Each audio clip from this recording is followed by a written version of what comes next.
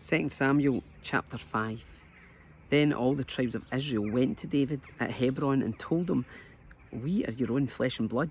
In the past, when Saul was our king, you were the one who really led the forces of Israel.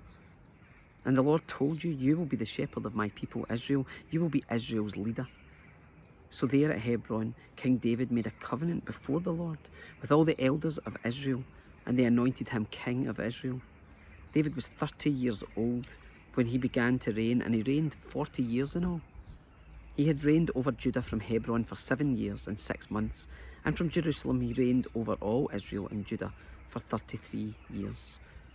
David then led his men to Jerusalem to fight against the Jebusites, the original inhabitants of the land who were living there. The Jebusites taunted David, saying, "You'll never get in here. Even the blind and lame could keep you out," for the Jebusites thought they were safe.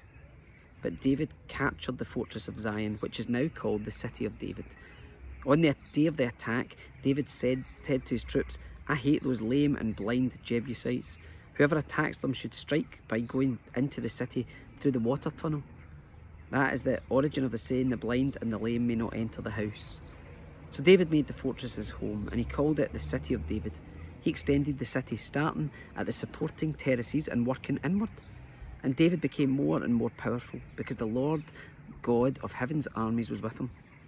Then King Hiram of Tyre sent messengers to David, along with cedar timber and carpenters and stonemasons, and they built David a palace. And David realised that the Lord had confirmed him as king over Israel and had blessed his kingdom for the sake of his people Israel. After moving from Hebron to Jerusalem, David married more concubines and wives, and they had more sons and daughters. These are the names of David's sons who were born in Jerusalem: Shammua, Shobab, Nathan, Solomon, Ibhar, Elishua, Nepheg, Japhia, Elishama, Eliada, and Eliphelet. When the Philistines heard that David had been anointed king of Israel, they mobilised all their forces to capture him. But David was told they were coming, so he went into the stronghold. The Philistines arrived and spread out across the valley of Rephaim. So David asked the Lord, "Should I go out to fight the Philistines? Will you hand them over to me?" The Lord replied to David, "Yes, go ahead. I will certainly hand them over to you." So David went to Baal Perazim and defeated the Philistines there. "The Lord did it," David exclaimed. "He burst through my enemies like a raging flood." So he named that place Baal Perazim, which means the Lord who bursts through. The Philistines had abandoned their idols there, so David and his men confiscated them.